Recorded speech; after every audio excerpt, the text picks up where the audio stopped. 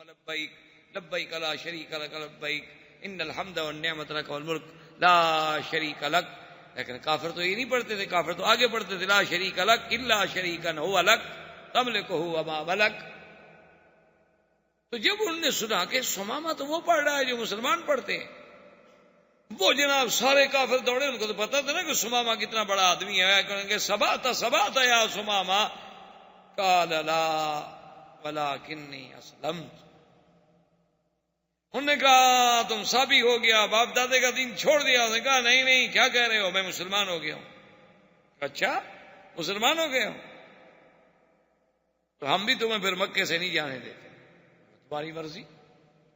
عمرہ ختم کیا, کافروں نے پکڑ کے قید کر دیا. انہوں نے کہا ہم تمہیں تھوڑا چھوڑ دیں گے, تم مسلمان ہو جاؤ. اس نے کہا مکے والوں تم مجھے چھوڑو یا نہ چھوڑو, میں تو مسلمان ہو گیا. ایک بات یاد رکھ لو, میرا قتل کرنا سودا بڑا مہنگا ہے. انہوں نے کہا نہیں نہیں ہم دیکھ لیں گے. ٹھیک ہے ہماری مرضی.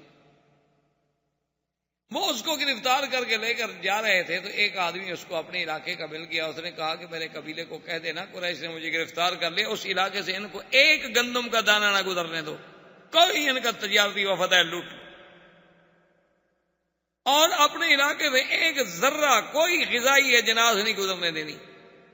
اور ساری غذائی اجناس آتی تھی یمامہ سے, تمامہ سے, سارا علاقہ تو وہی آباد تھا. اب جناب جب ان کو خبر ملی کہ تمامہ نے یہ کر دیا, انہوں نے کہا اچھا دیکھو ہم آپ کو چھوڑ دیتے ہیں, تم پھر ایسا نہ کرو. انہوں نے کہا اب میری مرضی ہے, چھوڑو قتل کرو تمہاری مرضی, میں کوئی معافی شافی نہیں مانگتا. میں ایک قبیلے کا سردار ہوں اور مجھے بدلہ لینا آتا ہے. تم کیا ہو قریش, تمہاری تعداد تو 2000 مقاتل بھی نہیں ہے, میرے پاس تو 70,000 مقاتل ہیں. کیا بچوں والی بات کرتے ہو, مجھے 2 سزائیں موت دیتے ہو تو دے دو, میں اپنا بدلہ لوں گا. انہوں نے کہا جی جاؤ تم مہربانی کرو ہم سے جاؤ. انہوں نے کہا ٹھیک چل پڑ. وہاں جانے کے بعد اس نے پورا پابندی لگا دی. اب قریش بھرنے لگ گئے, اتنے مجبور ہوئے کہ ایک وفد بھیجا مدینہ منورہ میں کہ حضور ہم پر رحم کریں, ہمارا تو ناطقہ بند ہو گیا. کہا حضور ہم کہاں جائیں, ٹھیک ہے آپ کا ہمارا اختلاف اپنی جگہ پر ہے, آپ کی ہماری جنگ اپنی جگہ پر ہے, لیکن ہم آپ کے قبیلے کے لوگ ہیں, آپ کے عزیز ہیں, رشتہ دار ہیں, آپ یہی چاہتے ہیں ہم بھوکے مر جائیں. مہربانی کریں آپ سمامہ کو آدمی بھیجیں, وہ تو کوئی ایک دانہ نہیں گزرنے دیتا اللہ کا بندہ وہاں سے. حضور صلی اللہ علیہ وسلم کو رحم آ گیا. حضور نے فرمایا اچھا ہم اس کو پیغام بھیجتے ہیں اور ہم سے بھی جو مدد ہوگی ہم کریں گے. حضور نے پیغام بھیجا, اس نے کہا یا رسول اللہ اب یہ آپ کا حکم ہے, اب آپ تو مجھے جو بھی حکم دیں آپ کہیں تو میں اپنے سر پہ بھی جہاں غذا لے کر ان کو پہنچانے کے لیے تیار ہوں. اگر آپ کا حکم نہ آتا تو پھر میں قریش کو سمجھتا کہ قریش کیا ہے. تو انہی اسنا میں یہ سب واقعات جو ہیں تقریباً 5 ہجری کے واقعات ہیں. غزوہ خندق, غزوہ احزاب, اسی طرح بنی قریظہ کو سزا, پھر حضور صلی اللہ علیہ وسلم کا بنی غطفان, بنو فزارہ, بنی سلیم اور ان تمام احابیش اور ان تمام قبائل کے خلاف ایکشن کہ حتیٰ کہ حضور صلی اللہ علیہ وسلم یعنی بذات ہی چلتے چلتے مدینہ منورہ سے آپ اندازہ فرمائیں کہ وادی عثمان میں پہنچے اور 10 صحابہ جن کی قیادت حضرت ابو بکر کر رہے تھے وہ تو مکے میں بھی پہنچے. یعنی اندازہ فرمائیں کہ وجہ کیا تھی کہ حضور کا وہ فرمان اب اللہ نے سچا کر دکھایا تھا کہ نحن نغزو قریشا لم یغزونا بعد اليوم, آج کے بعد ہم قریش پر حملہ کریں گے, ہم قریش پر چڑھائی کریں گے, لیکن اب قریش کو اتنی طاقت نہیں ہوگی کہ وہ ہم پر حملہ کر سکے. اسی واقعات میں اللہ تبارک و تعالی نے سورۃ الاحزاب, قرآن پاک کی سورت کا نام بھی سورۃ الاحزاب ہے, اس میں اللہ تبارک و تعالی نے یہ بات بیان فرمائی ہے کہ اشحۃ علیکم فَإِذَا جَاءَ الْخَوْفُ رَأَيْتَهُمْ يَنْظُرُونَ إِلَيْكَ تَدُورُ أَعْيُنُهُمْ كَالَّذِي يُغْشَىٰ عَلَيْهِ مِنَ الْمَوْتِ, کہ میرا مدنی جب خوف آئے, ڈر آئے تو ایسے دیکھتے ہیں آپ کی طرف جیسے ان کی آنکھیں موت سے پھٹی جاتی ہیں, موت آ گئی. فَإِذَا ذَهَبَ الْخَوْفُ, جب خوف چلا جائے, سَلَكُوكُمْ بِأَلْسِنَةٍ حِدَادٍ أَشِحَّةً عَلَى الْخَيْرِ, پھر ان کی زبانیں اتنی تیز ہو جاتی ہیں کہ کاٹتے. اولئک لم یؤمنوا، وہ ہرگز ایمان نہیں لائے۔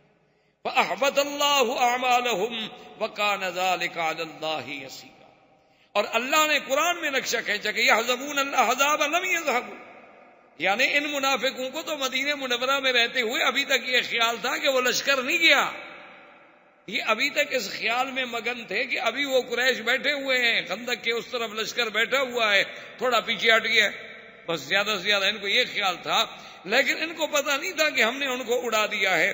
یحسبون الاحزاب لم یذهبوا وإن يأت الأحزاب يودوا لو أنهم بادون في الأعراب يسألون عن أنبائكم فلو كانوا فيكم ما قاتلوا إلا قليلا۔ اور میرا مدنی یہ منافقوں کا جب یہ حال ہے، اگر یہ آپ کے ساتھ رہتے اور خندق کو چھوڑ کر نہ بھاگ جاتے پھر بھی نہ لڑتے، کیونکہ جب دل آپ کے ساتھ نہیں۔ لقد كان لكم في رسول الله أسوة حسنة لمن كان يرجو الله واليوم الآخر وذكر الله كثيرا فلما رأى المؤمنون الأحزاب قالوا هذا ما وعدنا الله ورسوله وصدق الله ورسوله۔ اور جب وہ احزاب لشکر آئے تو جو مومن تھے ان نے جب دیکھا انہوں نے کہا کہ بالکل اللہ کا جو وعدہ ہے سچا ہے، اللہ کے نبی نے جو کہا تھا سچا ہے۔ وما زادهم الا ایمانا وتسلیما، ان مومنوں کا تو اور ایمان بڑھ گیا، انہوں نے کہا یہ تو ہونا ہے، ہم پر حملے ہوں گے، ہمیں آزمایا جائے گا۔ من المؤمنین رجال صدقوا ما عاهدوا اللہ علیہ، میرا مدنی ان مومنوں میں ایسے لوگ ہیں جنہوں نے سچا کر دکھایا جو اللہ کے ساتھ وعدہ کیا تھا۔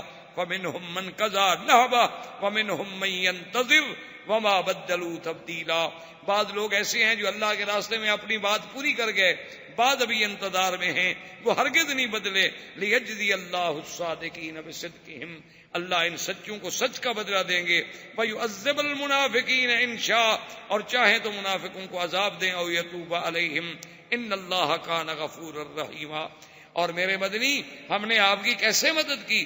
ورد اللہ الذین کفروا بغیظہم لم ینالوا خیرا، کافر اپنے غصے میں کھولتے ہوئے واپس چلے گئے، کچھ بھی نہ ملا۔ وکف اللہ المؤمنین القتال، اللہ نے مومنوں کو قتال سے بھی بچا لیا۔ وکان اللہ قویا عزیزا وانزل الذین ظاہروہم من اہل الکتاب من سیاسیہم، اور میرے مدنی ہم نے اتارا اہل کتاب کو، وہ بنی قریظہ، ان کو اپنے ان کے قلعوں سے ہم نے اتارا۔ وقذف فی قلوبہم الرعب، ہم نے ان کے دلوں میں آپ کا رعب ڈالا۔ فریقا تقتلون وتأسرون فریقا، ان میں سے ایک پارٹی ایک جماعت کو قتل کیا گیا، ایک کو قید کیا گیا۔ وأورثکم ارضہم ودیارہم واموالہم وارضا لم تطئوها، اور میرا بدنی ہم نے آپ کو ان کی زمینوں کا، ان کی حویلیوں کا وارث کیا۔ وکان اللہ علی کل شیء قدیرا، اور اللہ تبارک و تعالی ہر چیز پہ قدرت رکھنے والے ہیں کہ ہم نے اپنی قدرت سے اسلام کو غالب کیا، کفر کو مغلوب کیا، اور مدینہ منورہ کی قوت اقتدار کو زیادہ سے زیادہ استحکام بخشا۔ واللہ تعالی عالم علمہ اتم۔ اعوذ باللہ من الشیطان الرجیم، بسم اللہ الرحمن الرحیم۔ ان الذين جاءوا بالافك عصبة منكم لا تحسبوه شر لكم بل هو خير لكم، قال النبي صلى الله عليه وسلم اشد ايذاء الانبياء فالامثل ثم الامثل، او كما قال رسول الله صلى الله عليه وسلم صدق الله العلي العظيم وصدق رسوله النبي الكريم، ونحن على ذلك لمن الشاهدين ومن الشاكرين والحمد لله رب العالمين۔ برادران اسلام، واجب الاحترام بزرگوں، بھائیوں، عزیز نوجوانوں، سیرت نبی پاک صلی اللہ علیہ وسلم کے سلسلہ درس میں الحمدللہ ہم نے غزوہ خندق یا غزوہ احزاب سمجھ لیں، اور اس کے بعد پھر حضور صلی اللہ علیہ وسلم کا بنی قریظہ پر محاصرہ، اور اللہ نے حضور صلی اللہ علیہ وسلم کو کامیابی عطا فرمائی۔ یہود کو ذلت و خواری نصیب ہوئی کہ ان کے مقاتلین کو قتل کی سزا دی گئی، اور ان کے باقی جو غلام تھے، عورتیں تھیں، وہ ذراری بن گئے، اور پورا مال غنیمت جو تھا وہ بھی مسلمانوں کو مل گیا۔ اس کے بعد حضور صلی اللہ علیہ وسلم نے یہ فیصلہ فرمایا کہ غزوہ احزاب میں جن لوگوں نے قریش کے ساتھ مل کر، یہود کے ساتھ مل کر مدینہ منورہ پہ چڑھائی کی، ان کو سزا دینی چاہیے تاکہ آئندہ کوئی قبیلہ جرأت نہ کرے۔ تو حضور صلی اللہ علیہ وسلم نے مختلف سرایا بھیجے، کیونکہ اس میں بنی فزارہ نے بھی حملہ کیا تھا، بنو سلیم نے بھی حملہ کیا، سلیم نے بھی حملہ کیا تھا، بنو غطفان نے بھی حملہ کیا تھا، احابیش نے بھی حملہ کیا تھا، یہود نے بھی حملہ کیا تھا، قریش نے بھی حملہ کیا تھا، بنو ثقیف نے بھی، بڑے بڑے قبائل سارے اکٹھے ہوئے تھے۔ تو تمام اطراف میں حضور صلی اللہ علیہ وسلم نے اپنے سرایا بھیجے، صحابہ کو بھیجا کہ ان کے ساتھ جنگ کریں۔ تو انہی واقعات میں سے زید بن حارثہ رضی اللہ تعالی عنہ کو حضور نے لشکر دے کر بھیجا کہ وہ بنو سلیم جو ہیں ان کا مقابلہ کریں۔ زید بن الحارثہ رضی اللہ تعالی عنہ جب لشکر لے کر بنی سلیم کے مقابلے پہ آئے تو اللہ نے انہیں کامیابی دی، اللہ تبارک و تعالی نے انہیں فتح و نصرت سے ہمکنار فرمایا، اور بنو سلیم جو تھے وہ شکست کھا گئے، ان کا تمام مال جو تھا وہ مال غنیمت بنا، اور حضرت زید بن حارثہ اس کو لے کے مدینے آئے۔ اور اس میں اتفاق کی بات یہ ہے کہ ابی العاصی، یہ ابی العاصی جو ہیں یہ دراصل قرشی ہیں، اور یہ داماد تھے سیدنا محمد رسول اللہ صلی اللہ علیہ وسلم۔ حضور صلی اللہ علیہ وسلم کی بیٹی بی بی زینب جو ہے ان کے شوہر تھے۔ بی بی زینب رضی اللہ تعالیٰ عنہ، اور یہ اتفاق کی قدرتی شان دیکھیں کہ یہ مقام یعنی غزوہ بدر کے موقع پر بھی قید ہوئے تھے۔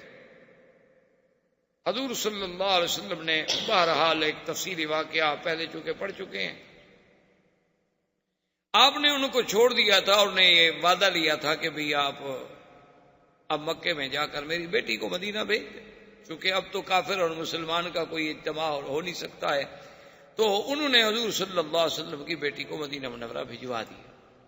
اب یہ بنو سلیم کے ساتھ جب زید بن حارثہ نے لڑائی لڑی تو خدا کی قدرت، یہ ان کے حلیف تھے، یہ بھی وہاں آئے ہوئے تھے، تو یہ بھی قید ہو گئے، یہ دوبارہ قید ہو کر مدینہ منورہ لائے۔ تو بی بی زینب جو ان کی زوجہ تھیں اور سرکار دو جہاں صلی اللہ علیہ وسلم کی بیٹی تھی، ان کو پتہ چلا کہ میرا شوہر جو ہے قید بھی ہو گیا ہے اور مدینے بھی آ گیا ہے۔ اسے پتہ تھا کہ قیدیوں کو اب معافی تھوڑی ملے گی، اور یہ تو پھر دوبارہ قید ہو کے آ رہا ہے۔ تو حضور صلی اللہ علیہ وسلم نے جس وقت صبح کی نماز کے لیے اللہ اکبر فرمایا، نماز شروع فرمائی، تو بی بی زینب نے اپنے گھر سے زور سے آواز دی کہ ابی العاصی کو میں نے پناہ دے دی۔ اس دور میں ایک رواج تھا کہ اگر کوئی بندہ کسی کو پناہ دے دے، اپنے امان میں لے لے، تو اس کو قتل نہیں کیا جاتا تھا۔ مسلمانوں کی حفظ، امان، پناہ کا لحاظ رکھا جاتا تھا، اور یہ ایسا رواج تھا کہ اس کا تو کافر جو تھے مکے کے وہ بھی لحاظ کرتے تھے، مشرکین بھی لحاظ کرتے تھے، تمام جاہل لحاظ کرتے تھے کہ بھئی اب یہ بندہ میری پناہ میں ہے، اب جب تک وہ اپنی پناہ نہ چھوڑے اس کو نقصان نہیں پہنچایا جا سکتا۔ کیوں اپنے بندے سے کیوں لڑائی لڑی جائے؟ حضور صلی اللہ علیہ وسلم جب نماز سے فارغ ہوئے، سرکار دو جہاں صلی اللہ علیہ وسلم کو اطلاع دی گئی کہ یا رسول اللہ ابی العاصی گرفتار ہو کے آیا ہے، اور بی بی زینب نے اعلان کر دیا ہے پناہ دینے کا۔ تو حضور پاک نے فرمایا کہ واللہ لا اعلم، آپ نے فرمایا تو مجھے تو اس ذات پاک کی قسم ہے جو میرے قبضہ ہے قدرت میں، مجھے کوئی علم نہیں ہے اس بات، تاکہ صحابہ کے ذہن میں یہ بات نہ جائے کہ حضور کا چونکہ داماد ہے تو اس کو رعایت مل رہی ہے۔ حضور نے فرمایا مجھے نہیں پتا، کہ کیا واقعہ ہوا ہے اور میری بیٹی نے پناہ دی ہے تو کیوں دی ہے۔ بہرحال اب یہ معاملہ ان مجاہدین کے ہاتھ میں ہے جو ان کو گرفتار کر کے لائے۔ اگر وہ چاہتے ہیں تو پناہ قبول کر لیں، اگر وہ چاہتے ہیں تو پناہ قبول نہ کریں، اس معاملے میں دخل نہیں دوں۔ زید بن حارثہ رضی اللہ تعالی عنہ کو بلایا گیا اور ان مجاہدین صحابہ کو بلایا گیا جنہوں نے وہ جنگ لڑی تھی۔ ان کے سامنے جب یہ مسئلہ رکھا گیا تو انہوں نے کہا کہ عجیب بات ہے کہ جس کو حضور کی بیٹی پناہ دے چکی ہوں تو ہم اس کو کیسے پناہ نہ دیں۔ انہوں نے کہا کہ یا رسول اللہ صرف پناہ نہیں ہے بلکہ ہم اپنے قیدی کو بالکل چھوڑتے ہیں اور بغیر کسی فدیے کے، اس سے کچھ نہیں لیں گے ہم، اور اس کا جو مال ہم نے پکڑا ہوا ہے وہ بھی اس کو ہم واپس کریں گے۔ حضور آخر کو بات ہے، ایک بات ہے، ہم دنیا میں قیدی ہوتے رہتے ہیں، چھوٹتے رہتے ہیں، بھاگ جاتے ہیں، مارے جاتے ہیں، گرفتار ہو جاتے ہیں، آخر کچھ ہوا آپ کا داماد ہے اور پھر آپ کی بیٹی نے پناہ دے دی ہے، تو ہماری تو یہ قوم میں ایک مسائل ہے، اگر کوئی پناہ اور دے دیتا تو پھر بھی تو آخر ہم قبول کرتے۔ تو بہرحال انہوں نے فیصلہ کر دیا۔ حضور صلی اللہ علیہ وسلم فرمایا کہ بھئی چونکہ یہ معاملہ مجاہدین کا ہے اور ان کا حق ہے، یہ ان کا قیدی ہے اور اس کا مال جو ہے ان کے لیے مال غنیمت کا حصہ ہے، وہ جانے اور فیصلہ جانے۔ صحابہ نے ابی العاصی کو چھوڑ دیا۔ ابی العاصی اپنے پورے سامان کے ساتھ باعزت طور پہ بری ہو کر مکے میں پہنچے۔ جب مکے میں آئے تو ان کے پاس لوگوں کی بڑی امانات تھیں، آپ نے لوگوں کو بلایا اور لوگ بھی بڑے خوش ہوئے، کبھی ابی العاصی واپس آ گیا، ابی العاصی واپس آ گیا، آخر قبیلے کا آدمی تھا، سارے لوگ اکٹھے ہو گئے، اس نے ایک ایک امانت سب کو پہنچائی اور اس کے بعد انہوں نے پوچھا کہ بھئی کوئی آدمی مکے میں ایسا رہ گیا ہے جس کی کوئی امانت کوئی چیز میرے پاس ہو؟ انہوں نے کہا کہ لا واللہ ما وجدناک الا صادقا وفیا، کہ ابی العاصی ہم نے آپ کو سچا بھی پایا، ہم نے آپ کو امانت والا بھی پایا کہ آپ نے ہماری ہر چیز ہمیں محفوظ لوٹا دی ہے۔ تو اس نے کہا کہ دیکھو اگر تم میری صداقت اور میری عدالت کی گواہی دے رہے ہو تو پھر آج اس بات کے بھی گواہ ہو جاؤ کہ اشہد اللہ الہ الا اللہ اشہد ان محمد رسول اللہ، میں نے اسلام قبول کر لیا ہے۔ میں نے مدینے میں اس لیے اسلام قبول نہیں کیا کہ لوگ کہیں کہ قیدی تھا اس لیے اسلام قبول نہیں کیا، اور میں نے راستے میں اس لیے قبول نہیں کیا آپ کہیں گے کہ ہماری امانتیں کھا گیا۔ اب میں نے ہر کسی کو اپنی چیز لوٹا دی ہے، میری حریت ہے، میری آزادی ہے۔ آپ کو اگر ایک مذہب اختیار کرنے کا حق ہے تو مجھے بھی ایک مذہب اختیار کرنے کا حق ہے۔ میں نے مدینے میں جا کر جو نماز دیکھی ہے، میں نے جو قرآن سنا ہے، میں نے جو مسلمانوں کا امن دیکھا ہے، ان کا عمل دیکھا ہے، حضور پاک کے ساتھ ان کی محبت دیکھی ہے، تو میرے دل میں اللہ کے اس دین نے اتنا اثر کیا ہے کہ میں سمجھتا ہوں کہ دین اسلام حق ہے، اور تم مکے والے گواہ ہو جاؤ، میں اسلام کا اعلان کر رہا ہوں۔ اور اللہ کی شان ہے وہ اسلام قبول کر کے مدینہ منورہ تشریف لے آئے۔ اور جب مدینہ منورہ آئے تو حضور پاک نے بی بی زینب ان کی جو بیوی تھی ان کے گھر میں واپس بھیج دی۔ اصل میں یہ بات یاد رکھیں کہ یہ جتنے واقعات ہیں جو الحمدللہ ہم اول سے لے کر آج تک پڑھ رہے ہیں یا آئندہ اللہ جتنی توفیق عطا فرمائیں گے ہم پڑھیں گے، اس میں سیرت کا معنی یہ ہوتا ہے کہ حضور کی زندگی کا ہر عمل اور ہر عمل کا ہر پہلو جو ہے وہ امت کے سامنے آئے کہ جنگ میں حضور کا کیا کردار، دشمن کے ساتھ حضور کا کیا معاملہ ہے، اپنی بیٹیوں کے ساتھ حضور کا کیا معاملہ ہے، مجاہدین کے ساتھ حضور کا کیا معاملہ ہے۔ تو یہ سارا آپ کا ہر عمل، ہر قول، ہر فعل اور زندگی کا ایک ایک لمحہ جو ہے وہ سیرت طیبہ ہے اور سیرت کا حصہ ہے، اور مسلمانوں کے لیے اس میں درس ہے، سبق ہے، دعوت ہے، ہدایت ہے۔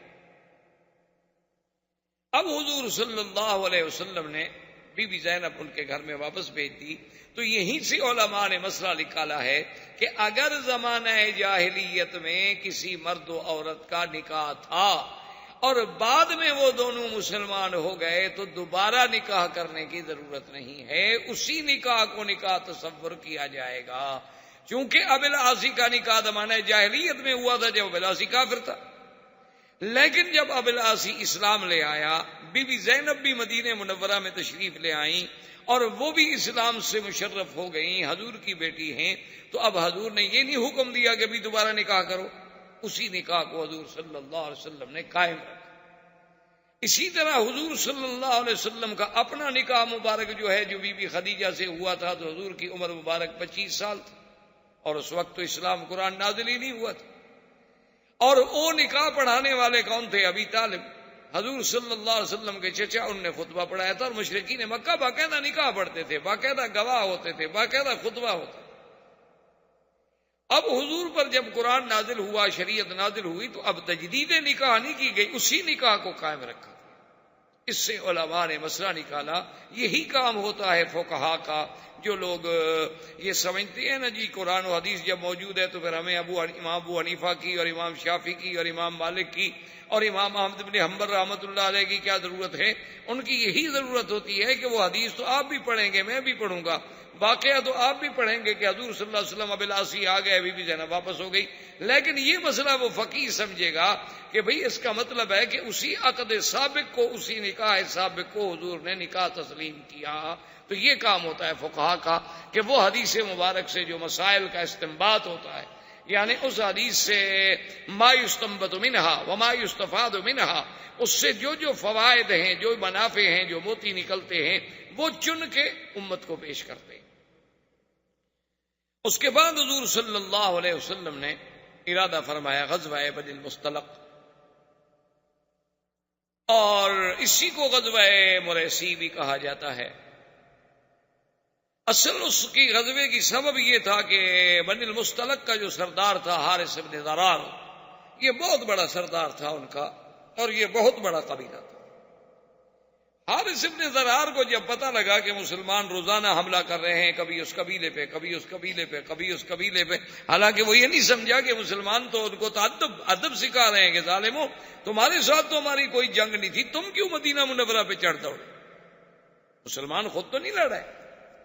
اور یاد رکھیں مسلمان کبھی فساد نہیں کرتا، اسلام کبھی فساد نہیں کرتا۔ جہاد اور فساد میں تو آسمان و زمین کا فرق ہے،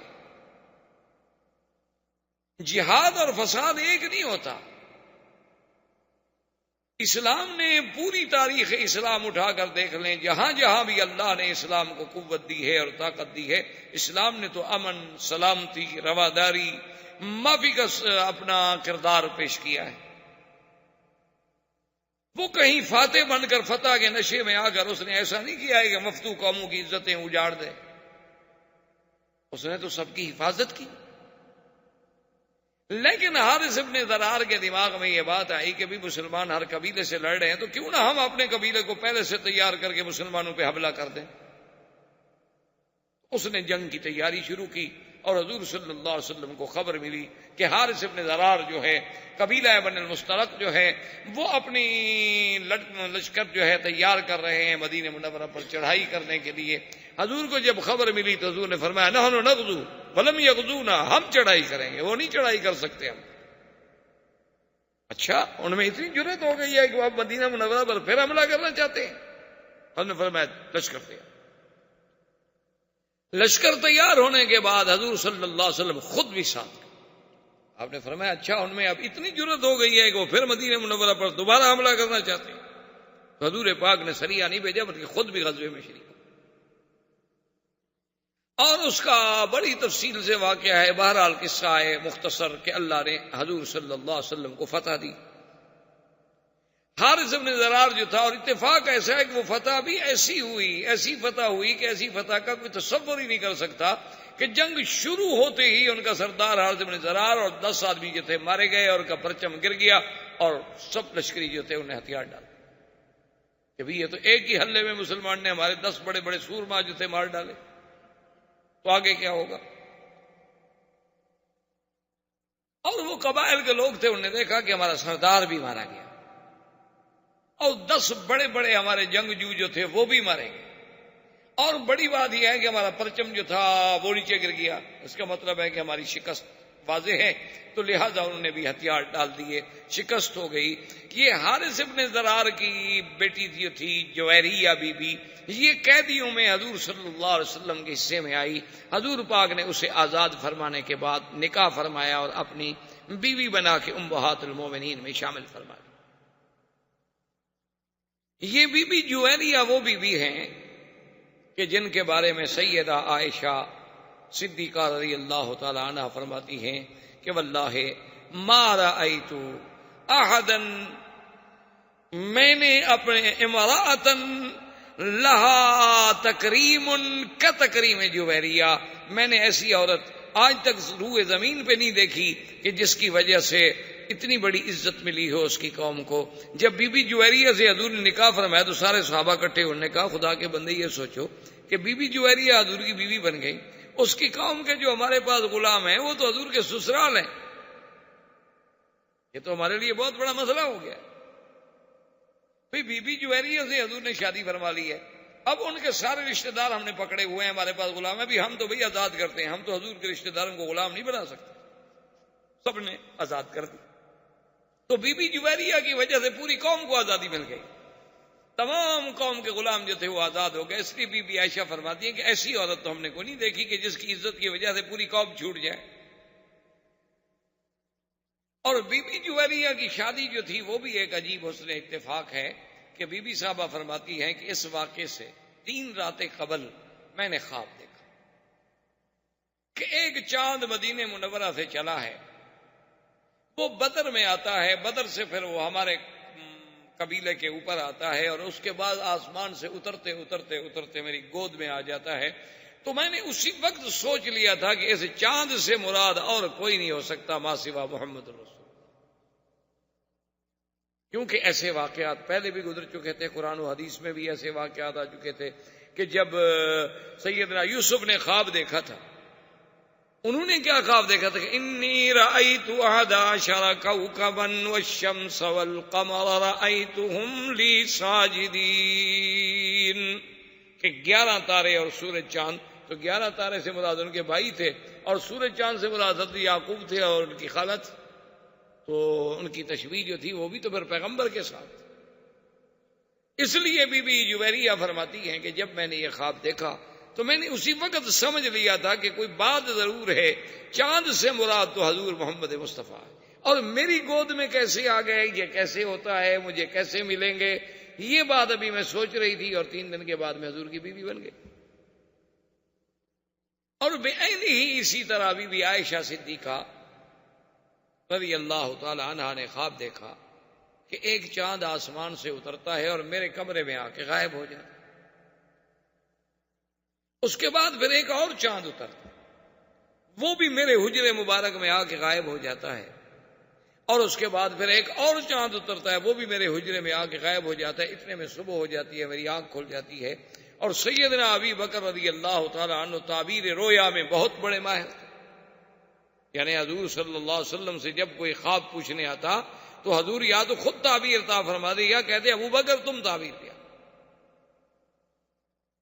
تو بی بی عائشہ فرماتی ہیں کہ میں نے اپنے ابا جان سے یہ اپنا خواب بیان کیا تو سیدنا ابو بکر چپ ہو گئے۔ میں نے کہا ابا جان کی تعبیر دیں، فرمایا اچھا عائشہ جب وقت آئے گا تو میں تعبیر بتلا دوں گا۔ اور کہتی ہیں کہ فلما توفی رسول اللہ صلی اللہ علیہ وسلم ودفن فی حجرتی، جس دن حضور پاک کی وفات ہوئی اور حضور سرکار دو جہاں میرے حجرے میں دفن ہوئے تو میرے ابے نے کہا کہ عائشہ ھذا اول قمر من اقمارک، آج پہلا چاند تو تیرے گھر میں آ گیا۔ اس کے بعد پھر سیدنا صدیق دفن ہوئے، اس کے بعد پھر سیدنا عمر دفن۔ تو سیدہ عائشہ نے جو خواب دیکھا تھا وہ خواب بے عین ہی اسی طرح سچا۔ اب حضور صلی اللہ علیہ وسلم جب واپس آ رہے تھے تو قاعدہ یہ ہوتا تھا کہ راستے میں جہاں کوئی چشمہ ہوتا تھا چھوٹا موٹا پانی کا، وہیں پڑاؤ ڈالا جاتا تھا کہ بھئی کچھ پانی بھی پی لیا جائے، کچھ جانور بھی پانی پی لیں، اونٹ گھوڑے بھی پانی پی لیں، اور کسی نے کچھ اللہ نے توفیق دی ہے کچھ کھانا پکانا ہے تو وہ بھی کھا لے۔ تو ایک چھوٹے سے چشمے پر، اور ویسے اصول یہ بنایا تھا صحابہ نے کہ چشمے پر جب قافلہ اتر جاتا تو سب سے پہلے جو لوگ ہیں وہ بھیجے جاتے کہ حضور پاک کے لیے پانی بھر لیں، تاکہ آپ کی ضرورت جو ہے سب سے پہلے پوری کی جائے. اس کے بعد پھر صحابہ پانی بھرتے. ایک شخص تھے جن کا نام تھا جہجاہ. یہ حضرت عمر کے غلام تھے اور یہ مہاجر تھے، یعنی مکے کے رہنے والے، مکے سے آنے والے. اور ایک آدمی تھے سنان، وہ انصار کے رہنے والے یعنی مدینہ منورہ کے رہنے والے تھے، اور ان کا تعلق جو ہے بے اعتبار قبیلے کے عبداللہ ابن ابی ابن سلول کے ساتھ. لیکن سنان مسلمان تھے پکے. اب جب جہاں پہنچے، یہ حضرت عمر کے خادم تھے، مشکیدہ لے کے پہنچے کہ حضور کے لیے اور ابو بکر عمر کے لیے پانی بھر لیں. سنان پہنچے، انہوں نے کہا میں پانی بھروں گا. انہوں نے کہا تمہیں پتہ نہیں ہے کہ پہلے پانی ہم بھریں گے؟ انہوں نے کہا نہیں میں بھروں گا. تو اسی میں دونوں کی اللہ رحمت فرمائے تھوڑی بات بڑھتی گئی. تو وہاں ایک لکڑی پڑی تھی، تو اس نے لکڑی اٹھا کے مار دی سنان کو. کیا جان انسان ہے، اور شیطان تو یجری کا مجری الدم، شیطان تو ایسے دوڑتا ہے نا انسانوں میں جیسے خون گردش کرتا ہے. تو جب ان کو لکڑی لگی تو اس نے کہا یا للانصار، اور جہاں نے کہا یا للمہاجرین. سب نے اپنے اپنے قبائل کو بلانا شروع کر دیا، اور دونوں طرف سے قبیلے بھاگے جناب. موقع پہ آئے، پانی پہ اکٹھے ہوئے، تلواریں نکل آئیں. کہ عرب لوگ جو تھے، یہ تو آپ کو پتہ ہے نا، یہ قبائل کی زندگی تھی. یہ تو چھوٹی چھوٹی سی بات پر قتل کر دینا، لڑائی، یہ تو معمولی سی بات ہوتی.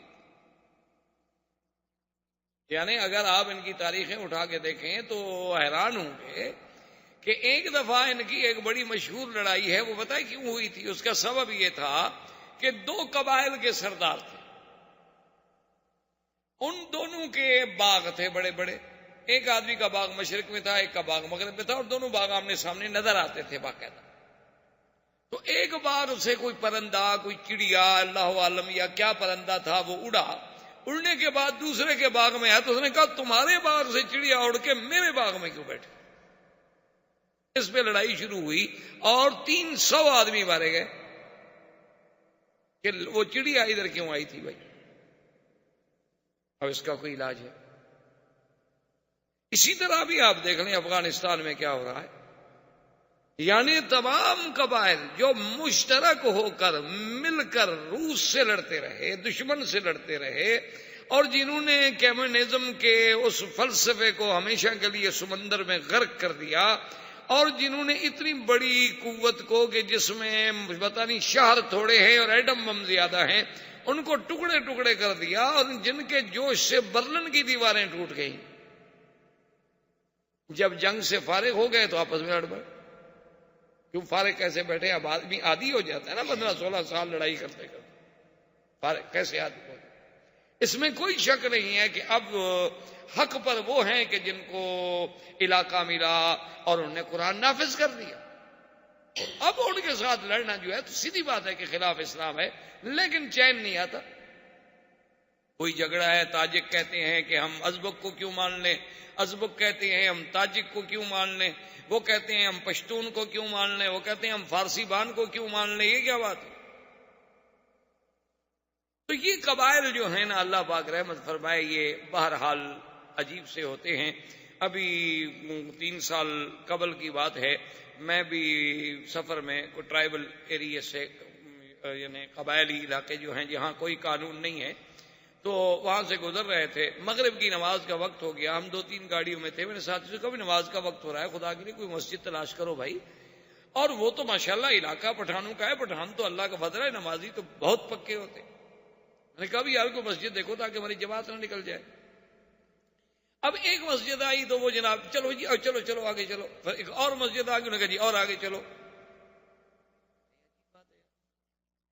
پھر ایک اور مسجد، یعنی 5-6 مسجدیں ہم کراس کر گئے. تو میں اپنے استاد جو میرے ساتھ بیٹھے ہوئے تھے، اس علاقے کے بڑے اہم آدمی تھے، وہاں کے خان تھے، اور وہاں خان جو ہوتے ہیں نا وہ بڑی چیز ہوتے ہیں. تو میں نے کہا خان یہ آپ کیا کر رہے ہیں؟ ہماری نماز جا رہی ہے. اس نے کہا مکی صاحب یہ بات نہیں ہے، میں وہ مسجد ڈھونڈ رہا ہوں جس کے ساتھ حجرہ نہ ہو. بھائی حجرہ کیا مطلب؟ اور نے کہا جس مسجد کے ساتھ حجرہ ہوتا ہے، اور اگر ہم وہاں مغرب کی نماز پڑھیں گے تو پھر کھانا کھائے بغیر ہم وہاں سے آگے نہیں جا سکتے. حجرے کا معنی ہوتا ہے مسافر خانہ، یعنی بیٹھنے کی جگہ. تو ڈیرا سمجھ لیں، ڈیرا سمجھ لیں، کچھ سمجھ لیں. تو جس مسجد کے ساتھ حجرہ ہے، جو ہی ہم نماز سے فارغ ہوں گے وہ دیکھیں گے کہ یہ باہر کے لوگ آئے ہوئے ہیں، تو وہ فوراً آ جائیں گے کہ جناب چلیں، پہلے کھانا تیار ہے، کھانا کھائیں، اور کھانے کے بغیر آپ جا نہیں سکتے. اور اگر آپ کھانا نہ کھائیں تو پھر آپ دشمن ہیں، پھر مقابلہ کریں، کلاشنکوف نکال. کیونکہ جو کھانا نہ کھائے وہ تو دشمن ہے. ابراہیم علیہ السلام نہیں دیکھا کھانا نہیں کھایا، فاوجد من مخیفہ، تو ابراہیم علیہ السلام ڈر گئے، یہ کھانا کیوں نہیں کھا رہے؟ قالوا لا تخف، انہوں نے کہا اب نہ ڈرے، ہم تو فرشتے ہیں، ہم تو کھاتے ہی نہیں. تو یہ پرانا عرب میں اور قبائل میں روایت. اس نے کہا میں وہ مسجد ڈھونڈ رہا تھا کہ جس کے جو حجرہ نہیں ہوگا تو وہ دعوت نہیں کریں گے، کیوں مسجد میں تو کھانا کہاں سے کھلائیں. تو میں نے کہا اللہ کے بندے، اس نے کہا حضرت اللہ کے بندے کی بات نہیں ہے، میں نے تو وہاں اتنا بڑا آدمی اکٹھے کیے ہوئے ہیں اور اتنا ہم نے وہاں جناب انتظام کیا ہوا ہے کہ آپ یہاں حجرے میں کھانا کھا لیتے تو ہمارا تو کھانا خراب ہو گیا نا. مسافر ہیں نا، وہاں تو لیٹ بھی پڑ سکتے ہیں، ہماری دعوت تو خراب مت کرو نا. یہ اچھی بات ہے بھائی، نماز چلی جائے، خان کی دعوت جو ہے وہ لیٹ نہیں ہوتی. خیر بہر عالم نماز، تو یہ قبائل کی باتیں ہوتی ہیں. تو جب دونوں قبائل اکٹھے ہوئے، حضور کو اطلاع ملی، حضور صلی اللہ علیہ وسلم جلدی سے تشریف لائے دونوں کے درمیان. الوداع والجاہلیہ وانا بین ظہرانیکم، اب نے فرمایا خبردار، یہ کیا کر رہے ہیں انصار مہاجر، مہاجر انصار، یہ کیا ہے؟ میں تمہارے اندر موجود ہوں اور پھر تم وہی جاہلیت کے نعرے بلند کر رہے ہو. قومیتوں کا جھگڑا، حسب کا جھگڑا، نسب کا جھگڑا، لسانیت کا جھگڑا، صوبائیت کا جھگڑا، یہ انڈین ہے، یہ پاکستانی ہے، یہ سندھی ہے، یہ پنجابی ہے، یہ جناب یو پی کا ہے، یہ فلاں کا ہے، یہ فلاں کا ہے، یہ کیا ہے؟ انہوں نے فرمایا دعوها فإنها منتنة، چھوڑ دو ان نعروں کو، یہ تو بدبودار نعرے ہیں. یہ کیا کر رہے ہو تم؟ انما المؤمنون اخوۃ، مسلمانوں نے جب کلمہ پڑھ لیا ہے، مشرق میں ہے، مغرب میں ہے، عرب میں ہے، عجم میں ہے، شمال میں ہے، جنوب میں ہے، وہ مسلمان بھائی ہیں. یہ تو اللہ نے قبائل بنائے ہیں کہ ہم ایک دوسرے کو ڈھونڈنے میں آسانی محسوس کر سکیں، ورنہ اس کے ساتھ یہ تو نہیں کہ ہم نعرے لگائیں کہ انصار اور مہاجر، مہاجر مہاجر کی مدد پہ آ جائے. اب جناب وہ کہیں جا کر وہ جھگڑا جو تھا تھما، اور اس کے بعد سنان جب واپس آیا، عبداللہ ابن ابی ابن سلول جو رئیس المنافقین تھا وہ بھی اس سفر میں ساتھ تھا. اس کو جب پتہ چلا اس نے کہا کہ اچھا اب یعنی وہ مہاجرین اتنے زور میں آ گئے ہیں کہ عمر کا ایک غلام جو ہے وہ بھی ہمارے بندوں کو لکڑیوں سے مارتا ہے. اور اس کے بعد اس بدبخت نے وہ جملہ کہا، اللہ معاف فرمائے، اللہ معاف فرمائے. عربوں کا ایک محاورہ ہے، سمن قلبک یاکلک، کہ تم اپنے کتے کو اور کھلاؤ تاکہ تمہیں یہ کھا جائے. کبھی اس کو پالو اور کھلاؤ اور کھلاؤ، جب یہ موٹا تازہ ہو جائے گا، مضبوط ہو جائے گا تو ایک دن تمہیں کھائے گا. اس نے یہ جملہ کہا، اللہ معاف کرے اس کے دل میں کس کی نیت تھی، بہرحال مسلمانوں کے خلاف تھی، صحابہ کے خلاف تھی. زید ابن ارقم ایک صحابی تھے اسی کے قبیلے کے، یعنی تھے وہ بھی خزرج. وہ یہ باتیں سن رہے تھے. انہوں نے آ کر اپنے چچا سے کہا کہ میرے چچا عبداللہ ابن ابی یہ کہہ رہا.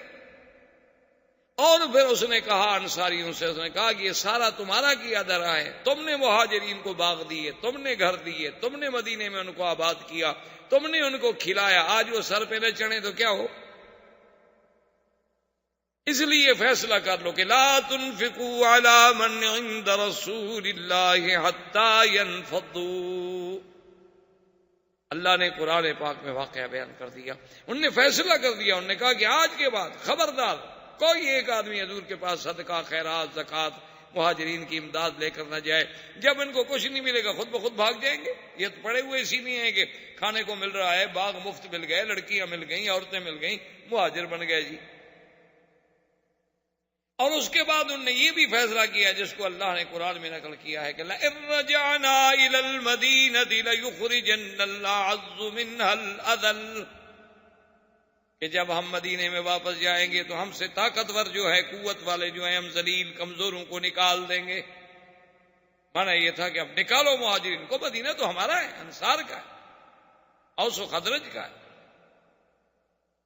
جب زید بن ارقم کی معرفت حضور صلی اللہ علیہ وسلم کو اس خبر کا پتہ چلا حضور صلی اللہ علیہ وسلم نے فرمایا زید صحیح کہہ رہے ہوتے، کہا رسول اللہ میں نے خود سنا ہے، سمعت اذنایا۔ حضرت عمر نے کہا دعنی یا رسول اللہ، حضور مجھے اجازت دیں اضرب عنق ھذا المنافق، اس ظالم کی میں گردن اڑا دوں کہ ہمارے مدنی پاک کے بارے میں ایسی گستاخی کی بات کرے۔ حضور نے فرمایا دع یا عمر، ایسا نہ کہو کہ 10 لوگ جو ہے پھر یہ کہیں گے انا محمدن امر بقتل اصحابہ، اب تو محمد مصطفیٰ اتنے طاقت میں آ گئے ہیں کہ اپنے ساتھیوں کو بھی قتل کا حکم دے رہے ہیں، کیوں لوگوں کو پتہ تھوڑا لگے گا یہ منافق ہے؟ لوگوں کو تو یہی پتہ لگے گا نا ہمارے ساتھ ہے، نمازیں پڑھتا ہے، ہمارے ساتھ جنگ میں ہے، جہاد میں ہے، اس لیے اس بات کو چھوڑ دو۔ اب حضور پاک نے ایک اور حکمت عملی اختیار فرمائی، حضور نے حکم دیا الرحیل، قافلہ چلاؤ۔ صحابہ کہتے ہیں کہ ہم نے کبھی زندگی میں نہیں دیکھا تھا کہ اس وقت میں حضور قافلہ چلائیں، قافلہ تو ہمیشہ آرام سے چلتا تھا۔ قافلے کا طریقہ ہوتا تھا کہ قافلے جو ہیں صبح صبح چلتے تھے اور پھر گرمی کے وقت پہ رک جاتے تھے، پھر شام کو چلتے تھے، پھر ساری رات آخر متاخر اللیل تک چلتے رہتے، پھر آرام کرتے، پھر صبح کو چلتے، پھر دوپہر میں رک جاتے، چونکہ اونٹوں کے قافلے صحرا کا سفر۔ لیکن حضور نے فرمایا الرحیل، چلو۔ صحابہ کہتے ہیں ہم حیران ہیں کہ حضور رکنے کا نام بھی نہیں لے رہے، چل رہے۔ اصل حضور کا مقصد یہ تھا کہ اب جو ان قبیلے میں وہ جو گرمی پیدا ہو گئی ہے یہ کہیں پھر ٹکرا نہ جائے، ان کو اتنا سفر میں الجھا دیا جائے کہ یہ تھک ہار کے سب بھول جائے۔ حضور صلی اللہ علیہ وسلم کی حکمت عملی تھی کہ متواتر سفر، بس نماز کے لیے حضور رکتے اور کہتے چلو، نماز کے لیے رکتے حضور کہتے چلو، سب کہتے ٹھیک چل رہا۔ تو لازماً الحمدللہ اس کا یہ اثر ہوا کہ وقتی طور پر وہ جو بات تھی کنٹرول، اور مدینہ منورہ یہ قافلہ پہنچ گیا۔ لیکن خدا کی قدرت دیکھیں اور اللہ کی شان دیکھیں کہ ایسے واقعات میں اور ایسے سفر میں عظیم عظیم عبرتیں، عظیم عظیم واقعات، حوادث پیش آتے، کیونکہ سفر کا یہ عالم تھا، تیزی تھی، اور قاعدہ یہ ہوتا تھا کہ عرب زمانے میں عورتوں کے لیے اس کو کہتے تھے ہودج۔ ہودج کا معنی یوں سمجھ لیں آپ پالکی جسے ہم کہتے ہیں انڈیا اردو زبان میں، جیسے ہاتھیوں کے اوپر بنا لیتے ہیں، اسی طرح عربوں کے اندر اس کو کہتے تھے ہودج۔ ایک ایسی چھوٹی سی پالکی بنی ہوتی تھی، اس کو اونٹ کے اوپر باندھ دیا پلان پہ، اس کے اوپر کپڑا ہوتا تھا، چھت ہوتا تھا، پردہ ہوتا تھا، اگر عورت ہو تو پھر اس میں وہ سفر کرتا تھا۔ اور قاعدہ یہ ہوتا تھا کہ جب سفر کا وقت آتا تو حضور صلی اللہ علیہ وسلم کے ساتھ جو بیویاں ہیں وہ اپنے اپنے ہودج میں جا کے بیٹھ جاتی، وہ اٹھانے والے آگے ہودج کو اٹھا کے تو اونٹ پہ باندھ دیتے اور قافلہ چل پڑتا، حضور سب سے آگے ہوتے قافلہ۔ اب خدا کی شان یہ ہے کہ بی بی عائشہ سیدہ صدیقہ رضی اللہ تعالی عنہا وہ بھی اس سفر میں ساتھ تھیں، وہ اپنے قضاء حاجت کے لیے، چونکہ اس دور میں اور خاص طور پہ سفر میں کوئی حمامات تو ہوتے نہیں تھے، عورتیں ہوں یا مرد ہوں تو پھر قافلے سے بہت دور کئی فرلانگ دور چلے جاتے تھے تاکہ کسی کو نظر بھی نہ آئے، کوئی آواز یا کوئی رائحہ خبیثہ، کوئی ایسی بدبو، کوئی ایسی چیز بھی کسی کو محسوس نہ ہو۔ تو ایک پردے کا طریقہ یہ ہوتا تھا کہ بہت دور نکل، بی بی عائشہ بھی دور نکل گئیں، واپس جب آئیں تو قافلہ چلا گیا، کہ قافلہ تو رکنے کا نام ہی نہیں لے رہا تھا نا، حضور چلا رہے تھے نا قافلے کو دھڑا دھڑ۔ اب بی بی عائشہ جب واپس آئیں تو اس نے کہا بھی قافلہ چلا گیا اور صحرا کا سفر ہے، اب اگر میں پیچھے دوڑوں تو کوئی سوال ہی پیدا نہیں ہوتا کہ میں اونٹوں کو پکڑ لوں، آدھے گھنٹے کا بھی فرق پڑ جائے تو بس پھر تو قافلہ گیا،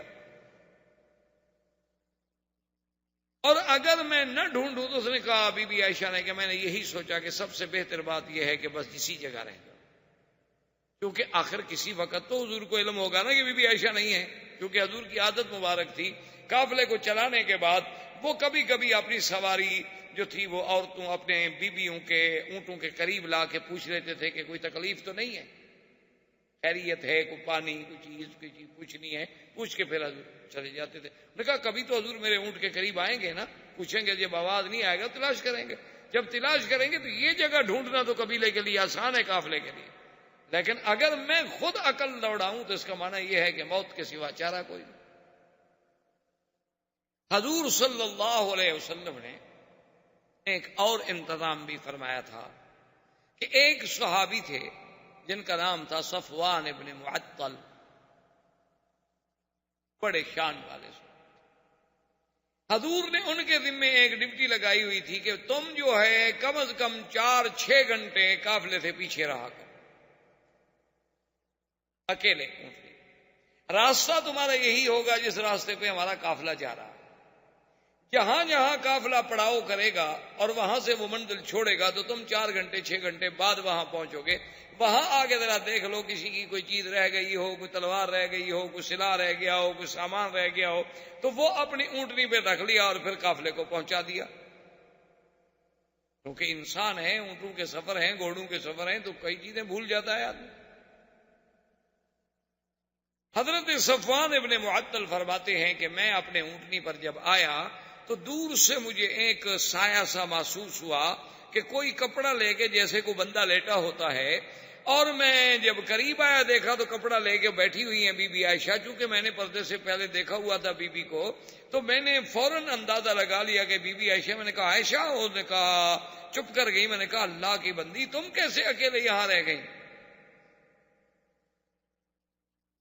قافلہ چلا گیا، تم اکیلی عورت؟ بی بی عائشہ کہتے ہیں، حضرت صفوان فرماتے ہیں کوئی بات نہیں، اور اس کے بعد حضرت صفوان نے صرف یہی کہا کہ لا حول ولا قوت الا باللہ، لا حول ولا قوت الا باللہ، اللہ کی قدرت ہے، پتہ نہیں کیا ہو۔ اور کمال ہے کہ حضور اتنے سفر میں اپنی بیوی کا بھی خیال نہیں فرمایا۔ تو بی بی عائشہ کہتی ہیں کہ واللہ ما رأیت رجلا امینا ولا کریم، میں نے ایسا شخص نہیں دیکھا سخی بھی اور امانت والا کہ انہوں نے آ کے میرے قریب اونٹ اپنے کو بٹھایا اور خود دور چلے اور پشت دے کر کھڑے ہو گئے تاکہ میں اونٹ میں بیٹھ جاؤں، اونٹ پہ چڑھتے ہوئے بیٹھتے ہوئے، ممکن ہے عورت ہے نا، چادر اتر جائے، دوپٹہ اتر جائے، کچھ ہو جائے، دور کھڑے ہو گئے۔ جب ان کو تسلی ہو گئی کہ اب میں اونٹ پہ بیٹھ گئی ہوں گی تو آئے اور مہار پکڑی اور چل۔ حضور صلی اللہ علیہ وسلم کو راستے میں علم ہوا تو آپ نے فرمایا کوئی بات نہیں، الحمدللہ خیر ہے، پیچھے صفوان جو آ رہا، تو اب کسی کو دوبارہ بھیجنے کی کیا ضرورت ہے کہ ہم تلاش کریں، اسی لیے تو ہم نے ایک آدمی رکھا ہے قافلے کو ڈھونڈنے کا۔ تو خلاصہ یہ ہے کہ بہرحال مدینہ منورہ کے قریب پہنچے، سارا قافلہ بیٹھا ہوا ہے، حضور بیٹھے ہیں، صحابہ بیٹھے ہیں، مختلف اجماع ہیں، اور وہ عبداللہ ابن ابی جو ہے وہ بھی ایک ٹولی میں اپنے ساتھیوں کے ساتھ بیٹھا ہوا ہے، رئیس المنافقین جو تھا عبداللہ ابن ابی ابن سلول وہ بھی بیٹھا ہوا ہے، اور دور سے حضرت صفوان آگے چلتے ہوئے آ رہے ہیں، اور اڑتے اڑتے خبر تو پہنچ گئی کہ بی بی عائشہ رہ گئی تھی اور صفوان جو ہے ان کو لے کے آ رہا ہے۔ جب وہ قریب آئے تو اس بدبخت نے کہا کہ واللہ ما نجا منہا ولا نجت من، کہنے لگا بہرحال یہ نہیں ہو سکتا کہ وہ اس سے بچ گئی ہو یا یہ اس سے بچ گیا ہو، ایک جوان لڑکی ہو، ایک جوان آدمی ہو، سارا ہو، علیحدہ ہو، یہ ہو نہیں سکتا کہ بچ گئے، نعوذ باللہ ثم نعوذ باللہ، یعنی اتنی بڑی تہمت۔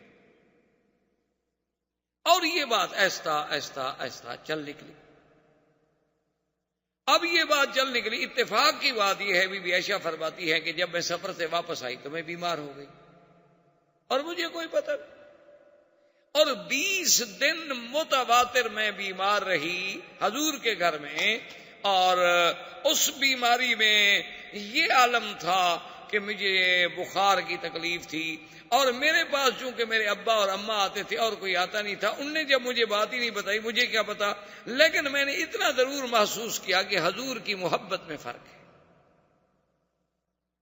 حضور صلی اللہ علیہ وسلم کا جو التفات تھا، جو حضور کا محبت تھی اور توجہ تھی، میرے ساتھ آگے بات کرتے تھے، مجھے بہلاتے تھے، مجھے تسلی دیتے تھے، خاص طور پہ مجھے اگر بخار ہو یا تکلیف ہو تو پھر حضور کافی ٹائم میرے ساتھ بیٹھتے تھے، صرف حضور تشریف لاتے اور آگے اتنا پوچھ رہے تھے کئی فتیکم، کیا حال ہے اس کا، اور اس کے بعد چلے۔ اب بات اور پھیلنے لگ گئی۔ بی بی عائشہ فرماتی ہیں کہ میں نے جب دیکھا حضور کا اعراض کہ حضور کی کوئی توجہ ہی نہیں، تو میں نے ایک دن حضور سے عرض کیا کہ یا رسول اللہ استاذن، میں اجازت لینا چاہتی ہوں کہ میں اپنے ماں باپ کے گھر چلی جاؤں۔ حضور فرمایا ٹھیک۔ سوچ رہی ہو؟ بی بی عائشہ فرماتی ہیں کہ پھر میں اپنے ماں باپ کے گھر میں آ گئی، لیکن پھر بھی مجھے کوئی نہیں بتاتا یہ بات کیا ہے۔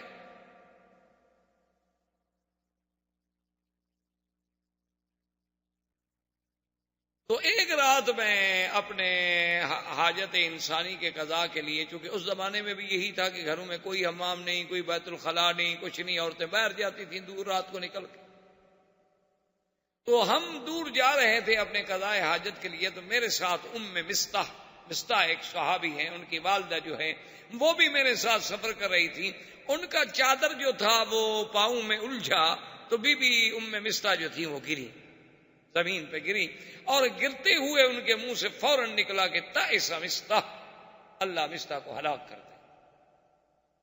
عائشہ فرماتی ہے میں تو گھبرا گئی، میں کھڑی ہو گئی، میں نے کہا ماذا تقولین یا ام مستح اما تعلمین انہ بدری، میں مستح کیا کہہ رہی ہوں؟ تم یہ نہیں جانتی کہ وہ صحابی ہے اور بدر کا صحابی ہے، بدری ہے، تم اس کے بارے میں یہ بات کر رہی ہو؟ تو وہ کھڑی ہو گئی، انہوں نے کہا عائشہ تمہیں پتا نہیں؟ کہا کیا؟ نے کہا تمہیں پتا نہیں کہ مستح کیا کہہ رہا ہے؟ ابھی بھی کیا پتا مستح کیا کہہ رہا ہے، وہ تو صحابی ہے، بدری ہے، حضور کا غلام ہے۔ اس نے کہا کہ پھر مستح نے مجھے سارا واقعہ سنایا کہ کیسے تم قافلے سے پیچھے رہ گئیں، کیسے صفوان کے ساتھ پہنچیں، عبداللہ ابن ابی ابن سلول نے کیا کہا، اس کے بعد یہ باتیں پھیلنا شروع ہو گئیں، تو اس میں میرا بیٹا مستح، حمنہ بنت جہش اور حضرت حسان جیسا شاعر رسول اللہ، بڑے بڑے مسلمان بھی الجھ گئے، کیونکہ جب بات نکلتی ہے تو اثر رکھتی۔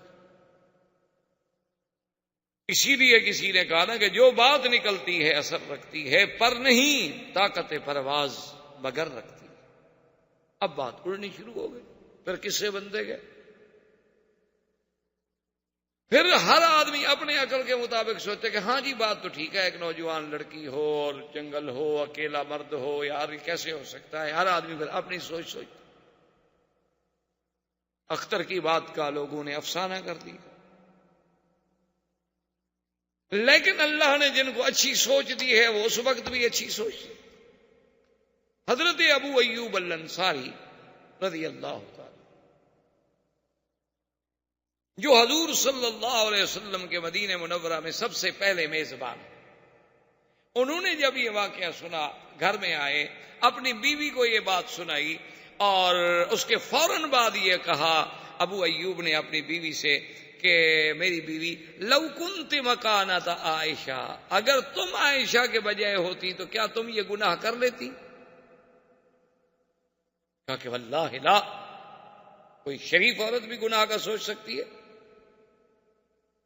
کوئی حرہ، کوئی آزاد، کوئی شریف، کوئی قبیلے کی عورت، خاندان کی عورت گناہ کے بارے میں تو سوچ ہی نہیں سکتی۔ اس نے کہا اچھا میری بیوی یہ بتاؤ، اگر صفوان ابن معطل کے بجائے میں ہوتا اس جگہ پہ تو تم میرے بارے میں کیا گمان کرتی ہو؟ اس نے کہا کہ واللہ ما رأیت منک الا خیرا، میں نے تو تم میں بھی بھلائی کے علاوہ کبھی کچھ نہیں دیکھا، مجھے یقین ہے کہ تم بھی گناہ نہیں کر سکتے۔ تو ابو ایوب نے کہا کہ فاسمعی ان عائشہ خیرا منک وصفوان ابن المعطل خیر منی، کہ میری بیوی پھر سن لو، عائشہ تم سے بہتر ہے اور صفوان مجھ سے بہتر ہے۔ جب ہم گناہ نہیں کر سکتے تو ان نے گناہ کیسے کیا ہوگا؟ جب ہم گناہ کے بارے میں نہیں سوچ سکتے تو جو ہم سے خیر ہیں، جو ہم سے بہتر ہیں، وہ کیسے گناہ کریں؟ لیکن بی بی عائشہ فرماتی ہیں کہ جب میں نے یہ قصہ سنا تو میرے تو پھر دماغ سے ہر بات ہی اڑ گئی کہ اچھا حضور صلی اللہ علیہ وسلم کا نہ بولنا، حضور صلی اللہ علیہ وسلم کا عدم التفات، تو اس کی وجہ یہ ہے اتنا بڑا حادثہ ہو گیا ہے مدینے میں اور مجھے پتہ بھی نہیں۔ میں آئی فبکیت بکاء، پھر میں نے رونے کے علاوہ میرے پاس کیا تھا؟ سرکار دو جہاں صلی اللہ علیہ وسلم نے مسجد نبوی میں اعلان فرمایا لوگوں سے کہ سب جمع ہو۔ جب سب لوگ جمع ہو گئے، حضور نے خطبہ پڑھا، حمد اللہ واسنا علیہ، اللہ کا حمد و ثنا بیان کی. آپ نے فرمایا کہ یا ایھا الناس، لوگوں اب وہ بات بھی ہو گئی ہے کہ ان الناس یؤذونی فی اہلی، کہ لوگ مجھے میرے اہل کے بارے میں بھی تکلیف دینے پر آ گئے ہیں.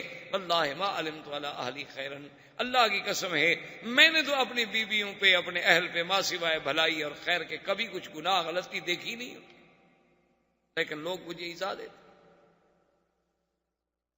تو ایک صحابی تھے اسید ابن حضیر کھڑے، یہ سید الاوس تھے، اوس کے قبیلے کے سردار. انہوں نے کہا یا رسول اللہ ان کان من الاوس، حضور آپ پر تہمت لگانے والا، آپ کے گھرانے پر اعتراض کرنے والا اگر ہمارے قبیلے کا آدمی ہے، حکم کریں ہم اس کی گردن کاٹ کے پاؤں میں رکھیں، اور اگر وہ خزرج کے قبیلے کا آدمی ہے تو پھر سعد ابن عبادہ رئیس الخزرج کو حکم دیں گے اس کی گردن کاٹ کے رکھیں، یا ہمیں حکم دیں، پھر ہم دیکھیں گے خزرج کے لوگ کیسے تہمت لگاتے ہیں. سعد ابن عبادہ کھڑے ہو، اس نے کہا تم جھوٹ بول رہے ہو، تمہیں پتا ہے کہ تمہارے قبیلے کا آدمی نہیں ہے جس نے یہ حرکت کی ہے. اگر تمہارے قبیلے کا آدمی ہوتا نا اتنے جذبے تو باتیں نہ کرتے. تمہیں چونکہ پتا ہے کہ وہ تمہارے قبیلے کا بندہ نہیں ہے، وہ ہمارے قبیلے کا بندہ، اس لیے جذبات میں آ رہے ہیں. تو یہ آپس میں تیز ہو گئے. حضور اٹھے درمیان سے، آپ نے فرمایا اچھا تم لوگ بجائے میری ہمدردی کرنے کے اپنی قبائلی الجھنوں میں پھر الجھ گئے ہو. جب حضور چلے گئے تو ڈر گئے، کیونکہ حضور ناراض ہو گئے. اس کے بعد حضور صلی اللہ علیہ وسلم نے حضرت اسامہ اور حضرت علی کو، آپ نے فرمایا اسامہ چونکہ تم میرے بیٹے ہو، میرے بچے ہو، محبوب ہو، میرے بیٹے کے بیٹے ہو، اور ہمارے گھر میں آنا جانا، تمام بیویوں کے ساتھ ملنا، بچوں کی طرح ساتھ رہے ہو، تمہاری کیا رائے ہے، تم کیا سمجھتے ہو؟ نے کہا یا رسول اللہ ما رأیت الا خیرا، میں نے تو کبھی آپ کے گھر میں کوئی غلطی دیکھی نہیں، میں کیا بات ہے حضور، بی بی عائشہ میں کوئی برائی نہیں. حضور نے فرمایا علی ابن ابی طالب تم بتلاؤ تو ہمارے عزیز ہو، تمہاری کیا رائے؟ تو حضرت علی کہتے ہیں کہ خدا کی قسم ہے میرا مقصد صرف یہ تھا کہ حضور کے ذہن پر جو بوجھ ہے نا وہ کسی طرح اتر جائے. میں نے کہا یا رسول اللہ ایک عورت کی وجہ سے اتنا اہمیت دینی اور اتنا دکھ پریشانی لے لینی کیا ضرورت ہے؟ آپ کچھ شادی کرنا چاہیے اور شادی کر لو، بس کیا ہے؟ اگر ایسی کوئی بات ہے تو ایک عورت کا ہی ہے نا مسئلہ. اور اگر آپ تحقیق چاہتے ہیں تو پھر بی بی عائشہ کی جو خادمہ ہے بی بی بریرہ، جو ان کی کنیز ہے، ان سے تحقیق کریں، چونکہ کنیز 24 گھنٹے قریب رہتی ہے، اس کو زیادہ معلومات ہو سکتی ہے. حضور نے فرمایا اچھا علی تم تحقیق. حضرت علی رضی اللہ تعالیٰ نے بی بی بریرہ کو بلایا اور کہا کہ بتلاؤ. اس نے کہا کہ علی خدا کی قسم واللہ ما علمت علیہ خیرا، میں نے تو بی بی عائشہ کا کبھی کوئی غلطی نہیں دیکھی. ہاں ایک دفعہ ایک غلطی دیکھی تھی کہ میں نے آٹا گوندا اور آٹا بی بی کو دے کے میں چلی گئی کہ اس آٹے کا خیال رکھنا. میں واپس آئی تو یہ کھیل رہی تھی اور آٹا جو تھا بکری کھا رہی تھی. یعنی غافل تو ہے، بچیوں والی باتیں تو ہیں اس میں، اتنا تو ہے کہ غفلت کر جاتی ہے، کسی چیز کو سنبھال نہیں پاتی، لیکن یہ تو نہیں کہ میں نے اس پہ کبھی گناہ دیکھا. حضرت علی غصے میں آ گئے، انہوں نے کہا کہ بریرہ دیکھو سیدھی بات کر، یہ میرے نبی کی عزت کا مسئلہ ہے، اگر ایسی بات ہے تو میں تو تیری چمڑی نکال دوں. انہوں نے کہا تمہاری جو مرضی ہے کہو، میں نے تو بی بی عائشہ پہ کبھی گناہ دیکھا ہی نہیں، میں کیا کروں. یہ اصل وجہ تھی جو بی بی عائشہ اور حضرت علی کی ناراضگی ہو گئی، جس کو پھر لوگوں نے بڑا چڑھا دیا. اصل وجہ یہ تھی کہ بی بی عائشہ اس بات کو ہمیشہ یاد کرتی تھی کہ حضرت علی تو آخر کچھ ہو، کتنا بڑا مقام ہو، لیکن میرے تو بیٹے تھے، ان کو بھی اپنی ماں کے بارے میں شبہ تھا کہ میری آپ کنیز کو کہیں کہ تمہاری چمڑی اتار دوں گا. اور نبی سے کہتے ہیں کہ جی حضور بی بی کو چھوڑ دیں اور شادی کر لیں. اگر حضور غصے میں مجھے طلاق دے دیتے تو میں تو ساری زندگی کے لیے ماری جاتی. تو یہ کیسا میرا بیٹا ہے جو ایسے مشورے دے رہا ہے؟ حالانکہ حضرت نے کہا کہ واللہ عائشہ خدا کی قسم حضور جب اتنے اداس تھے تو میں حضور کو کیسے تسلی دوں؟ حضور کو مطمئن کرنے کا تم مجھے بتاؤ میرے پاس کیا حال تھا. یہی تھا کہ دیکھو جی میں نے نوکرانی کو ڈانٹا ہے، میں نے بی بی بریرہ کو ڈانٹا ہے، میں نے یہ تحقیق کی، میں نے یہ تحقیق کی، اور حضور کے دماغ سے بوجھ اتارنے کے لیے میں نے کہا حضور اگر آپ چاہتے ہیں تو چھوڑ دیں. تو یہ سارے واقعات ہونے کے بعد حضور صلی اللہ علیہ وسلم نے بعض روایات میں ہے کہ آپ نے سیدنا عمر کو بلایا. آپ نے فرمایا عمر تمہاری کیا رائے؟ اس نے کہا حضور میں آپ کے گھر کے بارے میں بات کر سکتا ہوں. آپ نے فرمایا میں پوچھ رہا ہوں، میرا حکم ہے. تو انہوں نے کہا حضور اگر تو آپ کا حکم ہے تو پھر میں بھی آپ سے کچھ پوچھوں تو آپ ناراض تو نہیں ہو جائیں گے؟ حضور نے فرمایا کہ بالکل نہیں. انہوں نے کہا حضور یہ تو بالکل واضح مسئلہ ہے، آپ مجھے یہ بتائیں کہ عائشہ کے ساتھ شادی آپ نے خود کی ہے یا اللہ نے کرائی ہے؟ نے کہا حضور یہ تو 2 اور 2 4 کا مسئلہ ہے، یہ تو مسئلہ ہے ہی نہیں کوئی مشکل. کیا مطلب؟ نے کہا حضور آپ یہ فرمائیں تزوجت بعائشہ او ان اللہ زوجک بعائشہ، آپ نے خود شادی کی یا اللہ نے کرائی؟ انہوں نے فرمایا عجیب بات کر رہے ہو، تو جبریل تصویر لے کے آئے، اللہ کے حکم سے شادی ہوئی. تو انہوں نے کہا حضور ہمیں اپنے بیٹوں کے لیے اچھی عورتیں مل جاتی ہیں، اللہ کو اپنے نبی کے لیے پاک بیوی نہیں ملی. کیا بات کر رہے ہیں؟ یعنی اللہ نہیں ڈھونڈ سکے اپنے نبی کے لیے کوئی اچھی لڑکی؟ اور انہوں نے کہا حضور اچھا مجھے یہ بتلائیں یہ مکھیاں جو اڑتی پھرتی ہیں یہ آپ کے بدن پہ بیٹھتی ہیں؟ حضور نے فرمایا کہ نہیں، اللہ نے مجھے گندگی سے محفوظ رکھا ہے. انہوں نے کہا حضور اللہ آپ کے بدن پہ گندی مکھی نہیں بیٹھنے دیتا، گندی عورت بیٹھنے دیتا ہے؟ کیا بات کر رہے ہیں؟ فسر عن رسول اللہ. صحابہ کہتے ہیں حضور کا چہرہ جیسے گلاب کا پھول کھلتا ہے نا، کھل گیا کہ واقعی میرا گھر تو پاک ہے، میں تو بلا وجہ پریشان. حضور فوراً تشریف لے آئے. بی بی عائشہ کہتی ہے میں لیٹی ہوئی تھی. حضور نے فرمایا کہ اچھا عائشہ دیکھو اگر کوئی غلطی ہے کچھ ہے تو بھی اللہ توبہ کرو. اور جب حضور نے یہ کہا تو بی بی عائشہ کہتی ہے کہ میں بھی تو آخر کرشی خاندان کی عورت تھی نا، میرے آنکھوں میں بھی خون ہوتا، میرے پھر جذبات قابو میں نے اپنے ابا اماں سے کہا عجیب رسول اللہ جواب دیں حضور کو. انہوں نے کہا ماذا نقول، ہم کیا جواب دیں؟ میں نے کہا یا رسول اللہ تو میں نہیں توبہ کرتی. آج میرا وہی حال ہو گیا ہے کہ اگر میں جھوٹ کا اقرار کر لوں تو آپ مجھے سچا مانیں گے، اور اگر میں سچی بات کروں کہ میں بے گناہ ہوں، میرا کوئی گناہ نہیں ہے، تو آپ مجھے نہیں مانتے. میرے ماں باپ بھی میری صفائی دینے کے لیے تیار نہیں، آپ اللہ کے نبی ہو کر مجھے کہتے ہیں توبہ کرو، اس کا مطلب ہے کہ آپ مجھے گناہ گار سمجھتے ہیں. میں نہیں توبہ کی، میں نے گناہ کیا نہیں، واللہ بریۃ، میرا اللہ گواہ ہے کہ میں بری. اور بیوی کہتی ہے کہ میں نے کہا کہ یا رسول اللہ میرے پاس کوئی جواب نہیں مگر میں وہی جواب کہوں گی. کہتی ہے اس غصے میں، اس اپنے جذبے میں آ کے میں حضرت یعقوب کا نام بھی بھول گئی، مجھے حضرت یعقوب کا نام بھی بھول گیا. میں نے کہا اقول کما قال ابی یوسف، جیسے یوسف کے ابا نے کہا تھا میں بھی وہی بات کہتی ہوں، لیکن مجھے یعقوب علیہ السلام کا نام بھی اس غصے میں بھول گیا. فصبر جمیل واللہ المستعان علی ما تصفون. میں نے کہا حضور پھر میرا بھی وہی جواب ہے کہ میں صبر کرتی ہوں، اللہ میری مدد کرے. کہتی ہے اس کے بعد وحی نازل ہونی شروع ہوئی اور میں نے دیکھا میرے ابا اماں کی جان نکل رہی ہے کہ خدا جانے وحی آ گئی، کیا ہوتا ہے پتہ نہیں، ہماری بیٹی کے بارے میں کیا حکم آتا ہے. لیکن کہتی ہے اللہ مطمئنہ، میں مطمئن تھی، مجھے پتا تھا کہ اللہ پاک بے گناہ کے خلاف تو بات تھوڑی فرمائیں گے، اللہ عادل ہے. کہتی ہیں کہ جب وحی اتری اور وحی ختم ہوئی حضور صلی اللہ علیہ وسلم ابشری عائشہ، عائشہ مبارک ہو، ان اللہ قد برأک من السماء، اللہ نے تیری گواہی دی ہے آسمانوں سے کہ تو پاک ہے. حضرت ابی بکر نے کہا قومی عائشہ فشکری رسول اللہ، عائشہ اٹھو اللہ کے نبی کا شکریہ ادا کرو. عائشہ کہتی میں نے کہا لا اشکر رسول اللہ، میں اللہ کے نبی کا شکریہ ادا نہیں کرتی، آپ نے مجھ پر کون سا اعتماد کیا ہے. انی اشکر الذی انزل الوحی من العرش، میں اس کا شکر ادا کروں گی جس نے عرش سے میری گواہی دی. اور بی بی عائشہ فرماتی ہیں خدا کی قسم ہے مجھے یہ امید نہیں تھی کہ میرے بارے میں قرآن اترے گا اور قیامت تک پڑھا جائے گا. میں سمجھتی تھی کہ زیادہ سے زیادہ اللہ حضور کے دل میں بات ڈال دیں گے کہ بھی آپ کی بیوی پاک ہے، یا زیادہ سے زیادہ حضور صلی اللہ علیہ وسلم کو خواب دکھلا دیا جائے گا کہ آپ کی بیوی پاک ہے. لیکن میں یہ امید نہیں کر سکتی تھی کہ میرے بارے میں اللہ قرآن اتاریں گے اور قرآن قیامت تک پڑھا جائے گا. لولا اذ سمعتموہ قلتم ما یکون لنا ان نتکلم بہذا سبحانک ھذا بہتان عظیم. اللہ نے قرآن کا پورا رکوع اتارا بی بی عائشہ صدیقہ کی شان. اسی لیے آج دیکھیں دنیا میں اختلاف ہے کہ بھی شیعہ کافر ہے یا نہیں ہے، لیکن اس پہ پوری دنیا کے علماء اہل سنت کا اتفاق ہے کہ جو آدمی بی بی عائشہ کو پاک نہ سمجھتا ہو اس کے کفر میں کوئی شک نہیں، کیونکہ بی بی عائشہ کی برات تو قرآن میں ہے. اب جو بی بی عائشہ کو پاک نہ سمجھے اس کا مطلب یہ ہے کہ اس نے قرآن کا انکار کر دیا، اس نے تو اللہ کے فرما اور قرآن کی ایک آیت کا انکار جو ہے وہ کفر ہے۔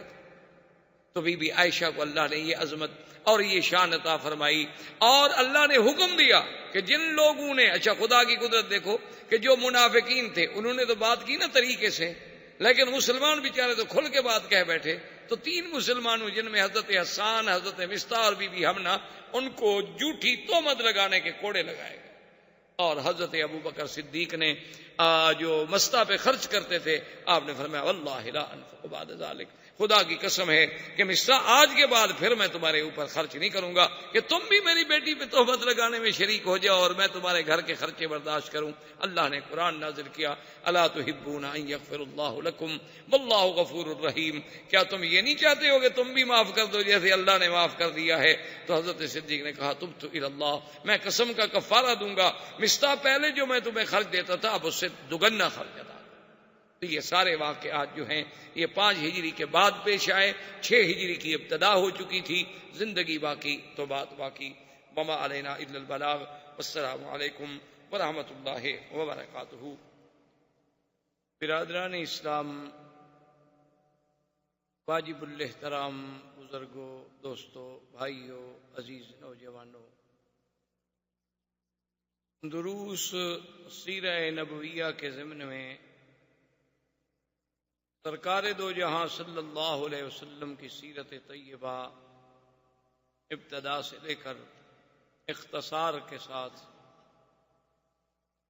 ہم 6 ہجری کے واقعات پہ پہنچے تھے، جس میں افک سیدہ عائشہ رضی اللہ تعالی عنہ، اور اس عظیم واقعے کے بعد براءت سیدہ عائشہ رضی اللہ تعالی عنہ کے بعد سرکار دو جہاں صلی اللہ علیہ وسلم نے ایک خواب دیکھا، اور اس خواب میں اللہ تبارک و تعالی نے حضور صلی اللہ علیہ وسلم کو یہ دکھلایا کہ حضور صلی اللہ علیہ وسلم اپنے صحابہ کے ساتھ عمرہ کر رہے ہیں، اراکین عمرہ سے، ارکان عمرہ سے فارغ ہو کر سر مڈا رہے ہیں، کوئی بال کٹا رہے ہیں اطمینان کے ساتھ، کوئی خوف نہیں ان پہ۔ کہ خواب جو ہے سرکار دو جہاں صلی اللہ علیہ وسلم، اصل مسئلہ یہ ہے کہ ایک عام انسان کا خواب ہوتا ہے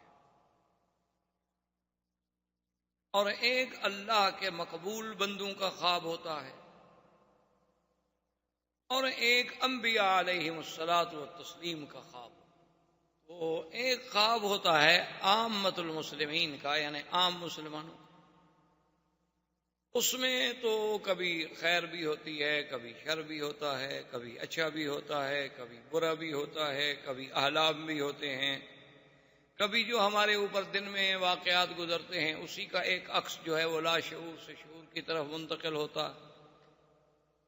اور ایک خواب ہوتا ہے اہل اللہ کا، اللہ کے اولیاء کا، عباد اللہ الصالحین کا، وہ تقریباً خیر ہوتا ہے اور تقریباً زیادہ حق اور سچ کے قریب ہوتا ہے۔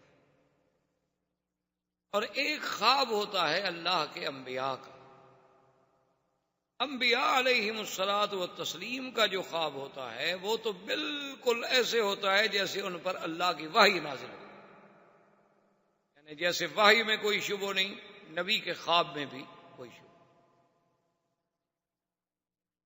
انبیاء علیہم الصلاۃ والتسلیم کے خواب میں، اور اس کی وجہ یہ ہے کہ نبی جتنے اللہ نے بھیجے ہیں علیہم الصلاۃ والتسلیم، ان کو اللہ نے شیطان کے حملے اور تسلط سے محفوظ رکھا، یعنی شیطان ان پر حملہ نہیں کر سکتا۔ تو جب شیطان کے تسلط سے محفوظ ہو گئے تو اب صاف بات ہے کہ انہیں جو بھی رویا ہوگا، خواب ہوگا، وہ رحمان سے ہوگا، شیطان سے تو ہو ہی نہیں سکتا۔ اس لیے انبیاء علیہم السلام کے خواب کو اور ایک عام مسلمان کے خواب کو، آسمان و زمین کا فرق ہے، یعنی وہ تو وحی ہے۔ جیسے کہ سیدنا ابراہیم الخلیل علیہ الصلوۃ والتسلیم نے بھی خواب دیکھا تھا کہ اپنے بچے کو ذبح کر رہے ہیں، اور اس کے بعد بڑا تفصیل سے واقعہ ہے۔ اب اس ضمن میں تو صرف چونکہ بعض اہم باتیں میں عرض کرنے کی کوشش کرتا ہوں تاکہ معلومات ہو جائیں۔ تو جب سیدنا ابراہیم علیہ السلام نے سیدنا اسماعیل علیہ السلام پہ ذکر کیا کہ یا بنی انی اری فی المنام، کہ میرے بیٹے میں نے خواب میں دیکھا، انی اذبح، کہ میں تمہیں ذبح کر رہا ہوں، فانظر ماذا تری، اب اس بات پہ آپ غور کریں، فیصلہ کریں کہ آپ کیا کہتے ہیں، آپ کی رائے کیا بنتی۔ تو سیدنا اسماعیل علیہ الصلوۃ والتسلیم نے جو جواب دیا وہ جواب مبارک یہ تھا، قال یا ابت افعل ما تؤمر، کہ ابا جان آپ کریں جو اللہ نے آپ کو حکم دیا۔ یعنی وہ سمجھتے تھے کہ میرے باپ کا خواب جو ہے وہ اللہ کا حکم ہے، وہ صرف خواب نہیں۔ تو انبیاء علیہم الصلوۃ والتسلیم کا خواب جو ہے وہ تو بالکل اس طرح ہوتا ہے کہ جیسے اللہ کی وحی ہو، اس میں کوئی شک، کوئی شبہ، کوئی ریب نہیں ہو۔ اور اس ضمن میں ایک بات آپ کو یہ بھی عرض کر دوں کہ اگر آپ کبھی خواب دیکھیں اور وہ خواب ڈراؤنا ہے، خطرناک ہے، اس کا علاج بھی سرکار دو جہاں صلی اللہ علیہ وسلم نے بتا دیا ہے کہ اپنے بائیں طرف تھوک دیں۔ یہ ضروری نہیں ہوتا کہ تھوک ہی ڈالیں، مقصد تو یہ ہے کہ شیطان کو لعنت کرنی، اور اس کے بعد 3 دفعہ لا حول ولا قوت الا باللہ العلی العظیم پڑھیں، اور اپنی کروٹ بدل کے دوسری کروٹ پہ سو جائیں، اور اس کے بعد کسی کو ذکر نہ کریں، آپ کو اس خواب کا کوئی نقصان نہیں ہوگا، کسی کو بھی نہ بتائیں، بس بھول جائیں، سمجھیں کہ آپ نے دیکھا تھا، نہیں دیکھا تھا، اس کا کسی قسم کا ضرر آپ کو نہیں ہوگا۔ اور اگر آپ نے خواب دیکھا ہے اور آپ کو سمجھ نہیں آ رہا کہ بھئی پتہ نہیں یہ خیر ہے، شر ہے، اچھا ہے، برا ہے، اس کے بارے میں حضور کا حکم ہے کہ خواب ہر کسی پر ذکر نہ کریں، اس بندے پہ ذکر کریں جو آپ کا خیر خواہ بھی ہو اور علم بھی رکھتا ہو۔ یعنی علم کا کیا معنی ہے؟ یعنی اس کو رویا کے ساتھ علم، خواب کے ساتھ اس کو مناسبت، کیونکہ علم رویا جو ہے یہ مستقل ایک علم ہے۔ کیونکہ حضور نے فرمایا کہ خواب ایک ایسی چیز ہے کہ جب تعبیر دینے والا اس کی تعبیر دیتا ہے تو کبھی ایسا ہوتا ہے کہ بالکل اسی طرح واقع ہو جاتا ہے جو اس کے منہ سے نکلے گا۔ تو اب اگر وہ آدمی عالم نہیں تھا تو وہ تو خدا جانے کوئی اونٹ پٹانگ بات کہہ دے گا، اگر عالم ہوگا وہ سمجھے گا کہ اس خواب میں کوئی ایسی بات ہے تو اس کو کوئی اچھے لفظوں میں بیان کرنے کی کوشش کرے، تاکہ اللہ تبارک و تعالیٰ کی طرف سے اچھی خیر مانگی جائے، اچھی تمنا رکھی جائے، اچھی آرزو رکھی جائے۔ تو خواب کے اندر یہ بھی لازمی ہے کہ اس کو آپ یعنی ایک عام چیز نہ سمجھا کریں۔ اور اسی طرح دنیا میں حضور نے فرمایا سب سے بڑا جھوٹا وہ انسان ہے جو خواب نہ دیکھے اور لوگوں سے کہے کہ میں نے خواب دیکھا۔ اس نے خواب نہیں دیکھا لیکن لوگوں سے کہتا ہے کہ جناب مجھے تو فلاں بزرگ کی زیارت ہوئی، اور مجھے تو فلاں صحابی کی زیارت ہوئی، اور مجھے تو حضور صلی اللہ علیہ وسلم کی زیارت ہوئی، اور ایسی باتیں کرتا ہے حالانکہ اس نے نہیں دیکھا۔ کیونکہ اس قسم کی بات جھوٹ بولنا یہ گویا افتراء علی اللہ ہے، اللہ پر جھوٹ بولنا ہے، کیونکہ اگر اچھا خواب ہے وہ تو خدا دکھاتے ہیں، تو اس نے دیکھا تو ہے نہیں اور جھوٹ بول رہا ہے۔ بہرحال یہ ایک الگ موضوع ہے۔ تو سرکار دو جہاں صلی اللہ علیہ وسلم نے خواب دیکھا جس کا باقاعدہ قرآن مقدس میں ذکر ہے کہ لَتَدْخُلُنَّ الْمَسْجِدَ الْحَرَامَ إِنْ شَاءَ اللَّهُ آمِنِينَ مُحَلِّقِينَ رُءُوسَكُمْ وَمُقَصِّرِينَ لَا تَخَافُونَ فَعَلِمَ مَا لَمْ تَعْلَمُوا فَجَعَلَ مِن دُونِ ذَلِكَ فَتْحًا قَرِيبًا۔ اللہ کے نبی نے خواب دیکھا کہ آپ مسجد حرام میں داخل ہوں گے، اور امن کی. اور پھر بعض محلقین رؤوسکم و مقصرین، تم میں سے کوئی سر منڈانے والے ہوں گے، کوئی بال کٹانے والے ہوں گے، اور کوئی خوف نہیں.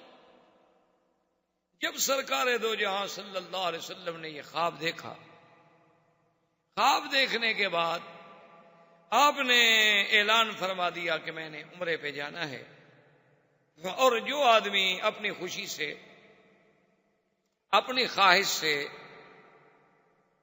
اپنی تمنا سے عمرے پہ جانا چاہیں وہ میرے ساتھ عمرے پہ چلیں، اور جو آدمی نہ جانا چاہے کوئی پابندی نہیں. تو بہرحال حضور صلی اللہ علیہ وسلم کے ساتھ تقریباً جو صحیح روایات میں موجود ہے 1400 صحابہ تیار ہوئے جنہوں نے عمرے کا ارادہ فرمایا. حضور صلی اللہ علیہ وعلا آلہ و اصحابہ وسلم صحابہ کو لے کر مدینہ منورہ سے روانہ ہوئے، اور ذوالحلیفہ پر، جسے آج کل بیر علی کہتے ہیں، جو آج کل مشہور جگہ ہے مدینہ منورہ سے 6-7 کلومیٹر کے فاصلے پہ، اسے ابیار علی کہا جاتا ہے، بیر علی کہتے ہیں. پرانے دور میں اس کا نام ذوالحلیفہ. بعض لوگوں نے یہ کہانیاں بھی بنا رکھی ہیں کہ جی یہاں ایک دیہ ہوتا تھا اور حضرت علی نے اس کو پکڑ کے کنویں میں قید کر دیا تھا، اس لیے اس کنویں کا نام بیر علی رکھ دیا گیا. یہ سب کہانیاں ہیں، من گھڑت اور جھوٹی باتیں ہیں جس کا حقیقت سے کوئی تعلق نہیں. عرب کی عادت ہے کہ وہ اپنے ابیار کو، اپنے باغات کو، اپنے زمینوں کو، اپنے عمارتوں کو، اپنی جائیدادوں کو جس کی ہو اس کے نام کے ساتھ منسوب کر دیتے. حضور صلی اللہ علیہ وسلم نے وہاں سے احرام باندھا اور میقات سے آپ نے عمرے کی نیت. اسی لیے علماء کرام کا اتفاق ہے، جمہور ائمہ اربعہ کا، کہ آدمی جب میقات پہ آئے تو بغیر احرام کے سیدھا حرم آ رہا ہو تو مکے میں داخل نہ ہو. کو بعض ائمہ اس بات کی رعایت دیتے ہیں کہ بھئی اگر ایک آدمی نوکری کے لیے گیا ہے یا ڈپٹی کے لیے گیا ہے یا کسی دوست کو ملنے گیا ہے، اس کی نیت عمرے کی تھی ہی نہیں، تو اگر وہ احرام نہ باندھے تو اس پہ دم نہیں پڑے گا. لیکن امام ابو حنیفہ رحمۃ اللہ علیہ اس مسلک میں بہت سخت ہیں، وہ فرماتے ہیں کہ بالکل نہیں، میقات میقات ہے، میقات سے آپ بغیر احرام کے نہیں گزر سکتے. اور یہ پہلے بھی میں نے آپ سے عرض کیا تھا کہ امام ابو حنیفہ رحمۃ اللہ علیہ، اللہ سب ائمہ پہ رحمتیں فرمائے، اللہ سب پہ اپنی کروڑوں رحمتیں نازل فرمائے، لیکن وہ مسئلے کا احوط پہلو لیتے ہیں، یعنی ایک ایسا پہلو اختیار کرتے ہیں جو زیادہ جامع ہے، جس میں زیادہ احتیاط. اب دیکھیں نا جی، مثلا آپ احرام سے آ رہے تھے، میقات سے آپ کی ڈپٹی پہ گئے تھے یا ڈپٹی کے لیے آ رہے تھے، لیکن اگر آپ نے احرام باندھ لیا ہے تو کوئی امام اس کو غلط تو نہیں کہتا کہ آپ نے کیوں باندھا. جو اجازت دے رہے ہیں وہ بھی صرف کہتے ہیں اجازت ہے، یعنی دم نہیں پڑے گا، جرمانہ نہیں ہوگا. وہ یہ تو نہیں کہتے کہ ایسا کریں اچھی بات ہے. اچھا، اگر بفرض محال قیامت میں لازمی طور پر 2 مجتہدوں کا اجتہاد ہے، لیکن ایک کا اجتہاد حق ہوگا. اگر قیامت کے دن اجتہاد یہ حق ہو گیا کہ بھئی اگر کوئی ڈپٹی والا ہے یا کوئی دوست کے ملنے والا ہے عمرہ نہ کرے تو اس پہ کوئی جرمانہ نہیں، ٹھیک ہے، کوئی بات نہیں، اچھی بات ہے، بچ گئے بیچارے. لیکن جس نے عمرہ کیا ہوا ہے اس کا ثواب تو اللہ ضائع نہیں کریں گے بھی تم نے عمرہ کیوں کیا تھا. اور جس نے عمرہ نہ کیا اور قیامت والے دن فیصلہ یہی ہوا کہ نہیں عمرہ کرنا ضروری تھا، تو جن نے نہیں کیا وہ کیا کریں گے؟ وہ کون سے محاسن اس کے بدلے میں ادا کریں گے؟ اور پھر امام صاحب یہ فرماتے ہیں کہ مجھے یہ بتائیں کہ کیا حضور پاک نے بھی کبھی کسی میقات سے تجاوز کیا ہو بغیر احرام کے؟ احباب کرام، اس کے بعد اب آپ اس مبارک سلسلے کی CD نمبر 22 سماعت فرمائیں.